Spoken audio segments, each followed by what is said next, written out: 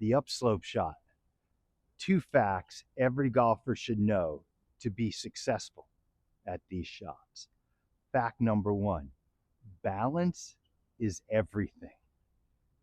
Have you ever had a shot where you have an upslope shot where you set up, you swing back, you come into the ball, and you either catch the ground behind it and the ball goes nowhere, or you just avoid that ground but then hit the top of the ball and the ball goes flying, maybe even hitting the green but bouncing way over, when these shots should come up nice and high and land soft. Why does that happen? Well, on a fairly flat lie, it's easy, it's simple to find balance. It's somewhere in the middle of your stance. But dependent on the slope, your balance changes. So as I get up to this ball right here on this slope, my balance is not in the middle, it's more back here. And that's really important to understand, because as you're swinging, whether on flat or on an upslope, once your weight gets outside your back foot, your chances of coming back and making a solid connection has lessened. So understanding one, where your balance is at setup, and two, how the length of your swing affects your balance. See, if I get up to this ball here and I set up and I swing back, I can maintain my balance to right about here. That's where my weight is, in this area.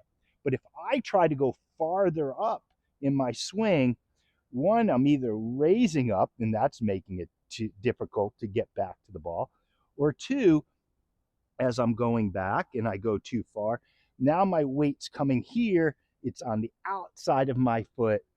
My arch got higher because of where the weight is, which is going to make it harder to go this way. My left heel came up, my whole left knee came back, and now I have all this movement, and that's inconsistency. So understanding, one, your balance at setup, and two, how your length of swing affects your balance is critical. To illustrate what I mean, on this level lie, this is a 52-degree wedge as it sets up. Maybe scrunch up the screen or out so that you can see the loft of that club, 52 degrees. Now, dependent on the upslope, it will change my loft. If you keep the screen scrunched up, look at the loft of the club now. It's going to go much higher, the ball. So understanding the slope will also help you with your club selection. I'll give you a story. A few years ago, I was on the course for our daily on-course instruction with Harry Bufufnik. Harry was hitting the ball great all day. We get up to his ball, and I say, Harry, what are you going to hit? He goes, well, Mark, I got 145 yards to my target. I'm going to hit my 8-iron. I said, Harry, why are you going to hit your 8-iron? Because he said, well, that's because that's what I hit it. I said, but Harry, you're on this upslope. You're changing your 8-iron into potentially a pitching wedge. How far do you hit your pitching wedge? He goes, 125. I said, well, Harry, the best you can do here, even though that's an 8-iron, is probably hit it 125 instead of the 145, and you're going to be 25 yards short. So understand the slope changes the effective loft of your club. So the two facts, one is balance, two, even though it may say an 8 or a 7 or a 6 or whatever on the bottom, it doesn't mean it's going to go the normal distance that it would off a level lie because you've added loft.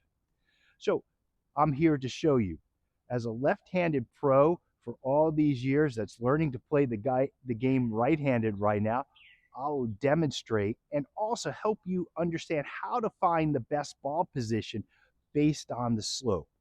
So get behind the ball, find your line, get up, and then your rehearsal swing, use your rehearsal swing to feel your balance and how far back you can go while maintaining that balance. Additionally, where does the club naturally hit the ground? Because that's going to be your ball position. Ball position can change dependent on loft. So use your rehearsal swing to also find your ball position. Get set up, Find your balance. Wow, I find my balance is somewhere right here. We're in the ball on the flat lie. It's more in the middle. I feel it here. Watch the tour pros. They spend extra time finding their balance. You should too. Back. Okay, I found my balance. Now, how far back can I go while maintaining that balance? I can do a rehearsal swing as slow as I want. There's no rules in golf that say it has to be a regular swing. Right about there. Because if I go farther back with this club, I'm either going to drift back this way, which makes it more inconsistent coming back to the ball, or if I go past here and try to raise the club up, I'm also raising up, creating even more inconsistency. So, rehearsal swing, slowly. Where can I do it while maintaining my balance? Right about there. Now, I'm going to swing forward to understand where my natural ball position is going to be. Right there. Okay, now I'll get behind the ball, find my line, find my balance, find my backswing, find my ball position. Okay, tick tock. Tick tock. This has been Mark Solomon with Golf Made Simple saying upslopes. Get your balance, find your backswing, find your ball position, find your tick tock. Have a great week. Thank you.